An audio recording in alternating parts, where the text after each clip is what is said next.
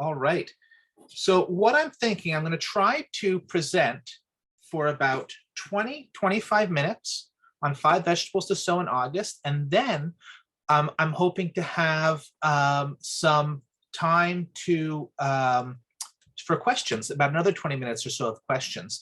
And so if you have questions as this is going on, please just type them in the chat box, and I will try to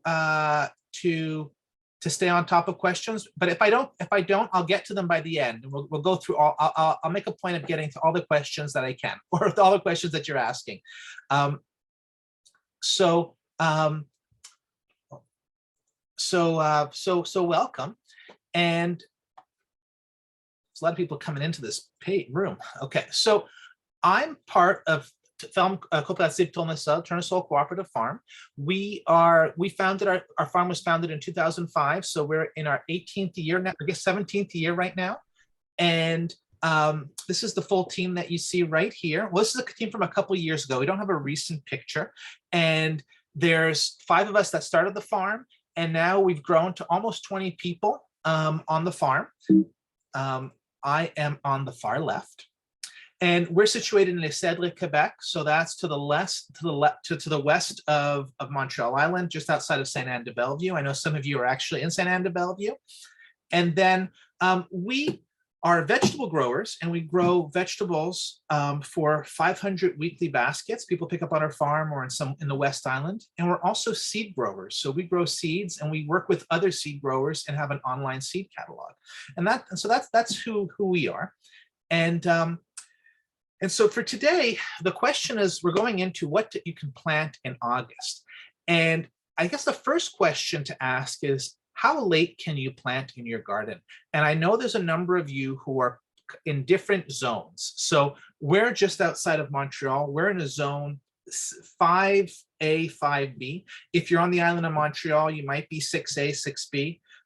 But if you're further afield in Quebec, you're maybe zone 4, maybe even zone 3. And so what I'm saying right now, I'm going to try to qualify what I'm saying, but it does, where you are has an impact. And so where I am, so outside of Montreal, in zone 5A, 5B, we can plant a lot of stuff up until mid-August and still harvest it into the fall. Now, if you're in zone 4, maybe you can plant stuff in early August, but I don't know that you can plant stuff in late August, mid to late August, and have the same success. It always depends on the year. Now, one thing is, if you have cold frames or mini tunnels, so like a cold frame would be it's like a little box with a window on top, that you open up during the day, and at night you can close to keep the heat in, or just mini tunnels with plastic over them, like little mini greenhouses. You can often protect yourself against the first frosts in the fall, and usually get going further. So the crops I'm talking about today are crops that are fairly cold hardy, and if you can get through some of the frost, and if you don't have a ton of snow, you can keep harvesting into the fall. And but it really depends on the year, and it depends on where you are. Now, I'm going to say a couple things before I go in. There's some crops I'm not really going to talk a lot about. Something like beets or carrots, you possibly can sow in early August and still be harvesting later on, but that takes a little bit more love. So I'm not going to go too much into that, but I just wanted to mention that. And then there's crops like chard and kale. These crops are crops that if you already have in your garden, chard, you can probably be harvesting up until October, maybe later. And kale, you might be able to be, like some years, we're harvesting in kale until early January if there's no big snowfall. It can really survive quite a few frosts and still keep coming back. So these are crops that can keep going, but you probably want to have them already established going into August. If you plant them now, they're going to be small little plants. You can get them for salad greens, small stir-fry greens, but you're not going to get the big plants that you can get a lot of harvests on. But you can get small plants. So I want to start off with that. Now, I'm going to introduce 5 vegetables that I think that you should sow in August. And the first one is winter radishes. So the top picture is a watermelon radish. The bottom picture is a daikon radish. There's also other winter radishes like black radishes. You may have seen some of our special radishes that are black on the outside and pink on the inside that we have some years, but not all years. So winter radishes, now is the time to plant winter radishes. So sometime between mid-July to mid-August is the perfect time to plant them. They usually take about 7 to 8 weeks to mature. So if you plant them, August 1st, that means that by early October, you should have them ready in your garden. So a full-size radish. And these, some people try to grow them earlier in the spring, but if you grow them too early, they just go to flower. Now is the time to plant them. And they're flavors that are really great. You can stir fry with them. And so these are things that you would direct seed into the garden, and you could probably plant for the next 2 weeks these, maybe even a little bit later, but the next 2 weeks for sure you can plant them. And so this is the first crop that I'm going to welcome you to plant. And it's really, this is fall gardening at its best. The next plant is lettuce. Now lettuce, there's a lot of different lettuces out there. And most lettuce is a little bit frost resistant. Some lettuces are more frost resistant than the others. So you can plant lettuce right now. The challenge with lettuce is it doesn't grow as fast in the fall as later. So if you grow it, you'll probably get some cuts, but you won't be able to keep cutting it over and over the same way you can in the spring. So you can totally grow some for the next couple, plant some in early to mid-August, but it just doesn't regrow the same way that some other greens grow. And so I'm going to go into, actually this is the wrong title. It says Bok Choy. It's actually supposed to be cilantro. So cilantro is also a crop that now is a good time to sow. And at this point, if you sow it, you might be able to get a first cut and maybe even a second cut. And what's interesting about growing cilantro at this time of year is that the cilantro probably won't go to flower on you. Whereas you grow it in the spring or the summer, it's going to go to flower on you. But at this time of year, if you grow cilantro, or it won't go to flower, and you'll be able to harvest a couple times on the same plants. But they're not going to grow as quick as earlier in the seasons. That's why you don't have too many recuts. And cilantro is actually really, really cold hardy. So if you have a mini tunnel or a cold frame, you might be able to get some really late in the season. So cilantro is a really, really great fall crop. You probably want to plant again by mid-August, unless you are growing in tunnels or with the cold frame. Now, there's a whole group of crops that are called brassicas. So like arugula, bok choy, Mizuna tatsoi, and our rainbow tatsoi. And these are crops that love the fall.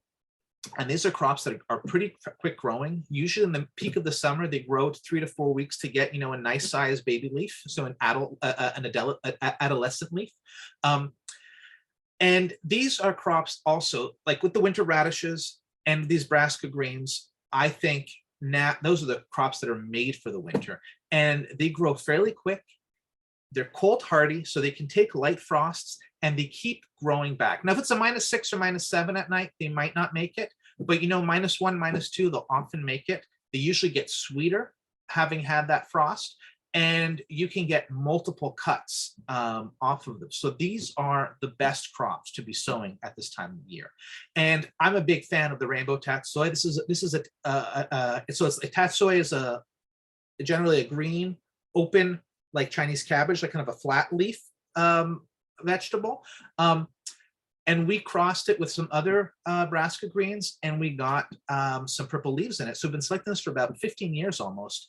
And so this is a variety that we developed on farm. And in the summer, it has these nice purple leaves with the green heart. And the colder it gets more and more. Oh, I'm going to turn my walkie-talkie off. It gets really purple. And so if you can grow it into a cold frame or a mini tunnel, that's when you'll see the purplest in the middle of the winter. So this is something that I think is really beautiful, and it does really great. Somebody asks a good crop suggestion to follow garlic. So if you're harvesting your garlic right now, And as long as you don't have a lot of, if you can take off the mulch, I don't know if you use straw or leaves as a mulch. If you have a bare soil afterwards, something like the rainbow tatsoi would be a fantastic crop to follow garlic. Most of these crops would be good to follow garlic if you have a window in your in your planting schedule. So what did we looked at so far? We looked at winter radish, lettuce, bok choy. Well, it's not bok choy, it's cilantro, and rainbow tatsoi. So we've done 4 crops right now, and a 5th crop that I'm going to talk about is garden cress. So if you saw my workshop earlier this spring, I was talking about crops to grow in the spring. Garden cress is what I talked about then also, and it's also a fantastic crop to grow in the fall. And the reason it's so so great to grow is that it grows so quick. It takes about 2 weeks to get to the size that you see in this picture. It's fairly cold hardy, and so you can be planting this into early September, and you should have success. Even in like a zone 4, you should still have success with this. Maybe zone 3, but I'm not going to make any promises in September, but August for sure. And so garden cress is a really easy crop to have for a fall garden. Now, so these are 5 that I think you should give a try, especially the garden cress, the rainbow tatsoi, and the winter radishes. Lettuce is one that you can have some success with, but the brassicas have a lot more success. So I would aim more for those. Now, I'm going to talk about a couple other crops quickly. And Maria, you actually kind of leaded one. Any hope for regular radish this time of year? So yeah, well, I'll talk about that in a second. So one of the ones that's also a great crop for the fall is spinach. And spinach really likes the cold weather. And spinach can take pretty cold conditions. It can go down to -6 and still be fine.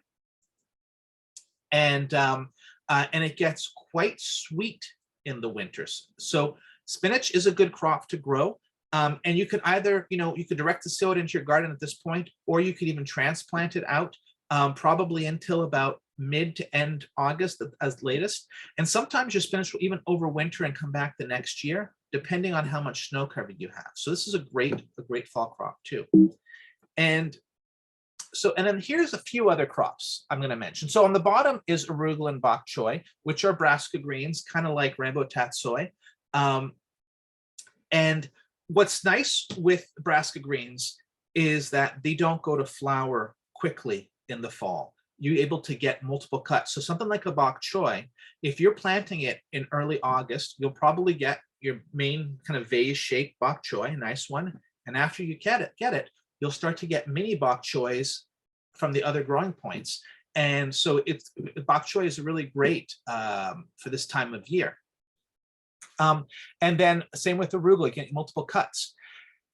You can also, I know I've talked about winter radishes, and I'm a big fan of those. You can grow spring radishes too now. And they take about 4 or 5 weeks to be ready. So you could be growing those until about mid-August and still have some in September. You can maybe even grow them a little bit later. And turnips are also great crops to grow. Turnips take longer than the spring radishes, about almost the same time length as winter radishes. So those you'll probably want to plant in earlier August to get a harvest. So there's other crops that you can also grow in August. So that's kind of does a go, it's a go around of some crops. Anne mentions your rapini and bok choy have gone to seed. Should you leave them and hope they come back next year in zone 4? So if they've gone to seed, and I'm not sure if your question is, do you want to let them self-seed? I would say if you have rapini and bok choy that have little seed pods in them full of seeds, you should probably harvest that seed. You could thresh it, clean it, and save it, and then maybe replant it. If you let it go to seed on its own, it's going to it could become a weed problem in that area. Now, if you don't mind it self-sowing a lot, that's fine. But I think it'd be better to kind of harvest it and then replant it where you'd like it to be, is what I would do with that seed. And you could just cut the plant, put it in a dry area, let it dry down, stomp on it, gather everything, put it through a spaghetti strainer, and then you get the seed separated from the chaff, and you'll be fine at that point. So yeah, so Jacqueline asked, how deep of soil does bok choy need? Bok choy doesn't need a lot of depth, a couple inches is, well, so I would say something like 4 to 6 inches is probably fine for bok choy, not like some other crops which need a lot deeper. So it's a great container gardening crop, though it probably needs a little bit deeper than something like arugula. Okay, so what are your next steps with this if you want to be planting in August? So the first thing to do is think a little bit about your season and when snow is coming. So, and this is, you'll know better than me about your area. And so everything I've talked about works pretty well in an area, island of Montreal, south of Montreal. If you're in zone 5, it works pretty well. And this is kind of assuming that we're not going to get heavy frost until end of October, probably won't get heavy snow until end of November. And it does get cold still in the fall, but things keep growing. So you could think a little bit about what your season is like and how soon you're to have snowfall. And then choose crops that are a bit short season crops to grow in your garden at that point. Now, and then the next thing is to seed them. That's the important part, is you choose the crops and you seed them. Now, I thought I may have another slide coming up, but I'll say it now, is start small. So if you've never gardened in the fall, start in a small part of your garden so it's not a big risk if it doesn't work out. But if it does work out, you'll really be rewarded by having vegetables. So that's always a good thing when you're doing a new thing in your farm. Now, okay, so there's a few questions coming in. Okay, so I'm going to wrap up my slides and then I'm going to dedicate myself to the questions. So if you want to know more about us, we're at ferme-tourne-sol.qc.ca. We're on Instagram as ferme-tourne-sol. And on our online store, I've put a collection of seeds of what to plant in August. So if you go on our main page right now, you can go to a thing that says what to plant in August. There's a little bit of a caveat about just paying attention to your climate. And you can find our seeds in a lot of different seed nurseries and health food stores, but they might not be stocked at this time of year. There's one other thing I want to mention is that on Monday, which is August 1st, we're starting garlic pre-orders. So I thought I would just mention that right now. Some years we've sold out pretty quick. We've actually have grown more garlic this year, so we're hoping we don't sell out too quick, though it is exciting to also sell out. So that's starting on Monday, taking pre-orders, and those are going to ship around beginning of September, end of August, beginning of September, because we're actually harvesting the garlic right now, and it looks like a great crop. I hope your crops are doing pretty good. Now, I also give gardening workshops every month, or I'm trying to. And so next month, August 16th, I'm going to do a garlic planting 101. We'll talk a little bit more than just garlic planting, but so another 45 minutes, maybe 25 minutes or so talk about garlic, and then there'll be a Q&A, and you're all welcome to join at that point. And so thank you so much for going through this. And we have time for some questions. So I'm going to, okay, am I not appearing right now? Let me see. I'm seeing other participants. I want to see me. Or I want you to see me. I guess maybe you are seeing me. Okay, I'm going to stop screen sharing right now. And I'm going to view. That's what I'm looking for. Nope. I'm looking for, it's going to pin me. Okay, so this is me. Okay, sorry, you may not have been seeing that, but I'm just trying to see what's going on. I'm going to go, we've got about 20 minutes that we can answer questions. So I'm going to go through the questions here that I've missed, and you can ask more. And maybe you can also, if you want to ask your question out loud, you could raise your hand and then I'll try to unmute you and you could ask it then too. So Maria asks, any topic, any tips for growing cucumbers? Is it just about consistent watering, mounding, and some compost? You can plant it with nasturtium and dill. I think cucumbers, so the really important thing is always planting when the soil is warm. So if you plant too early in the season, the plants don't really like that. So that's the first thing that I would say. They do like a fair amount of fertility, so I would go with that too. Good soil makes a big impact. So there's a couple quick tips. Okay.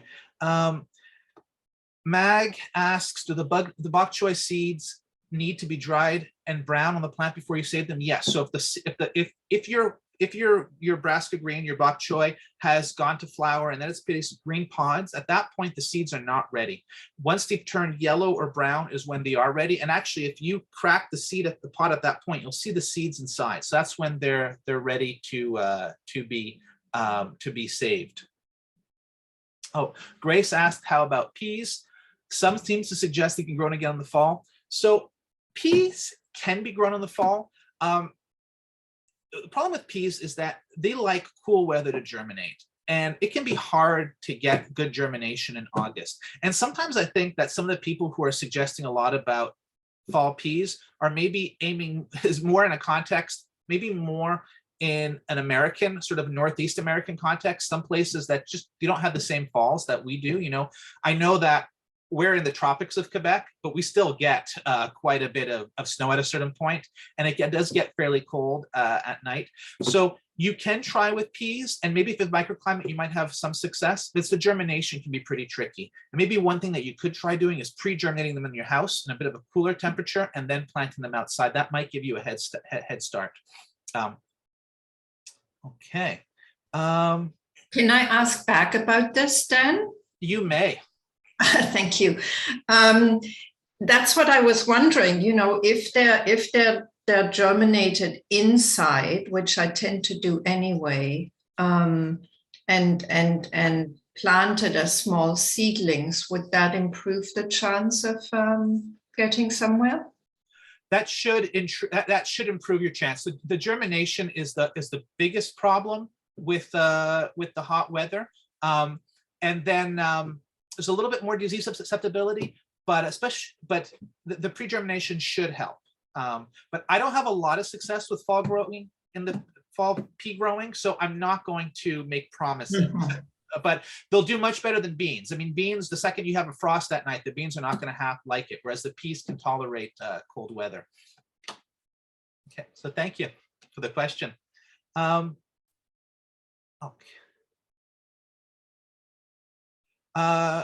Caroline asks about, can you pick up seeds at the farm? If we don't have an on-farm store, but if you place an order through our website, you have the option of choosing to pick up on farm, and then you can do that. But you can't come and just choose stuff. You also asked, can you plant anything after potatoes?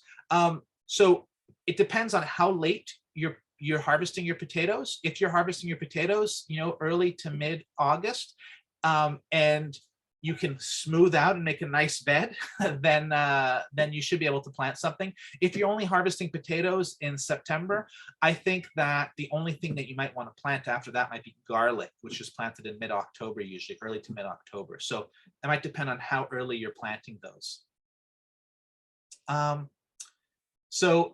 asked about the extra love for beets. For beets and carrots are crops that they can, if you usually, where we are, about August 1st is usually the last that we can plant them and get them into the field. If you're in zone 4, it might be not enough time for you. And I think, you know, you have great conditions for germination, great conditions for growing. It's just that suddenly it starts to get cold and the season slows down, and you don't have as much daylight and you don't have as much heat. So if you want to get beets and or carrots to keep going, having a mini tunnel or a cold frame would be the way to go. And you really need that probably starting beginning to mid-October. You know, before that, the weather's fine for those crops growing. It's just when you get to that period that's colder and wetter. And those crops, and carrots maybe have a little bit better chance than beets at this time of year. But if, you know, so we're still 5 or 6 days away from August 1st. If you are interested in beets, or carrots, sow them as soon as possible. Because every day that you wait makes a really big impact on the day's maturity. I didn't really get too much into this, but it's almost like every extra day into the fall or towards the fall makes the crop take 3 or 4 more days to mature than what the days to maturity would be. So something that you're planting earlier might only take 4 weeks, but then if you're planting it a month from now, it might take 6 or 7 weeks, just because there's less daylight. Mainly because there's less daylight in addition to lack of heat. So good luck, Heather. All right. Maria, you mentioned snap bush beans and peas. So I'm trying to remember where you're no longer close by to us. You moved, but so I think if you were in zone 6, like on the island of Montreal, you could definitely do one last bean planting if you're lucky right now. Where we are off the island of Montreal, I think it's pushing it a bit. We wouldn't do that for the farm because we want something that's reliable, but I might do it for my home garden just on the off chance. Like last year, it didn't freeze until mid-October, so beans would have done fine. Peas, I mean, we've already talked about peas, so I won't repeat that.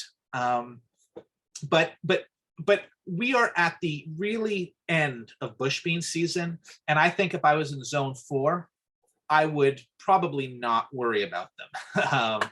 But if you don't try, you don't get them. Oh, so you've also asked any idea why your tomato plant is stunted but is loaded with fruit? I don't know. I'm going to skip on the tomato questions.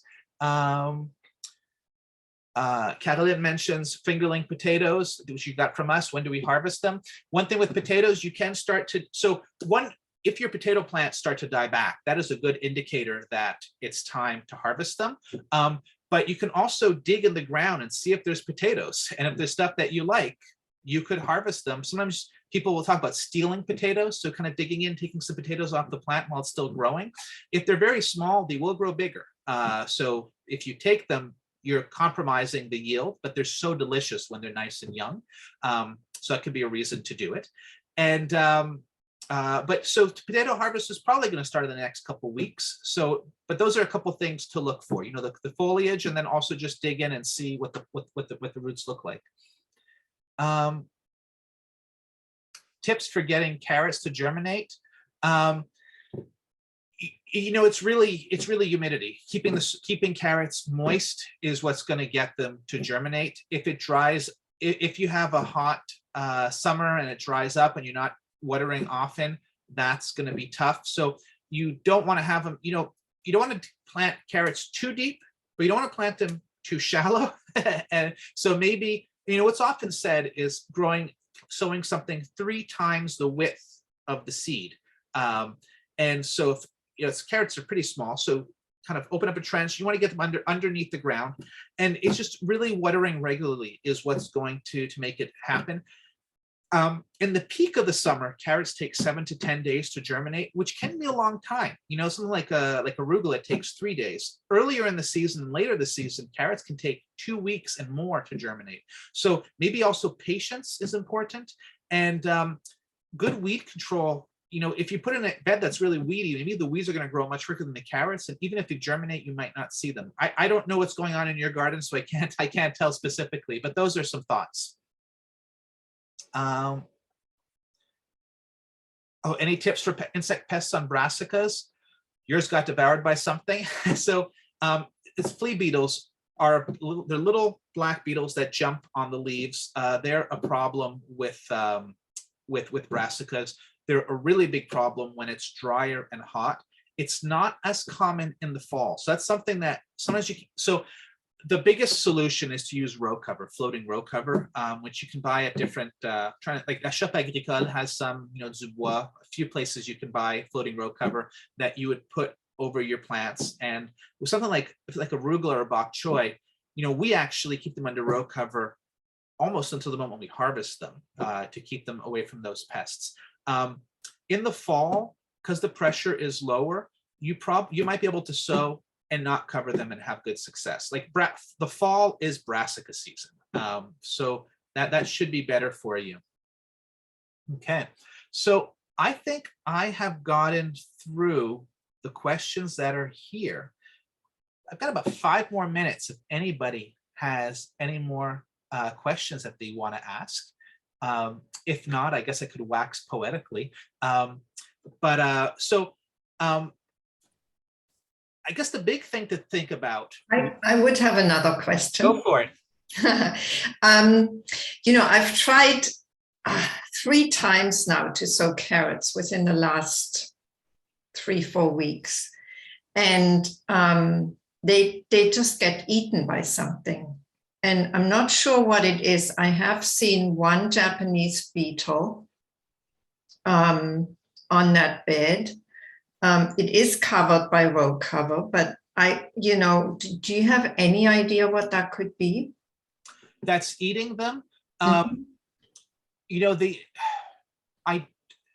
They're very tender and delicious. So a lot of things do like them. If they're covered, then it means it's not something like a rabbit or a squirrel. I unfortunately I don't. I'm sorry about that.